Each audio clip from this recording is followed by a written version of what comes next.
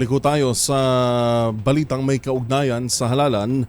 Nangunguna pa rin ang re-electionist na si Senator Bongo sa partial at unofficial tally ng senatorial race para sa halalan 20 o para sa desisyon 2025. Sa kanyang mensahe ng pasasalamat, sinabi nitong bunga ito ng kanyang ipinakitang serbisyo sa nakalipas na 6 na taon na pagkakaupo sa Senado. Ang pahayag ng senador tinutukan ni Raymond Dadpaas. Todo pasalamat si Senador Christopher Bongo sa patuloy na suporta sa kanya ng ating mga kababayan. Kasunod ito ng patuloy niyang pangunguna sa partial unofficial result ng 2025 midterm election. Ayon kay Go, referendum ito sa klase ng serbisyo na kanyang ipinakita sa nakalipas na 6 na taon.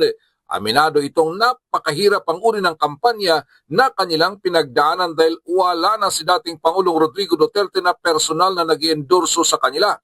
Kaya't ginawa niya ang lahat upang ikutan ang lahat ng sulok ng Pilipinas. Malinaw umano ang gusto ng ating mga kababayan na ayaw nila ng gulo, kaya siya ay sinuportahan. Bagamat nalungkot ito sa iba pa niyang kasamahan sa Duterte. Nagpasalamat din ito sa suporta ng iba't ibang grupo gaya ng Iglesia ni Cristo at ang patuloy na suporta ni dating Pangulong Duterte kahit na ito ay nasa The Hague, the Netherlands na. Kasabay ng pangako na tuloy lamang ang kanyang trabaho upang mailapit sa tao ang serbisyo ng gobyerno. Kasama niyang namamayagpag ngayon sa partial unofficial result si Senador Ronald Bato de la Rosa.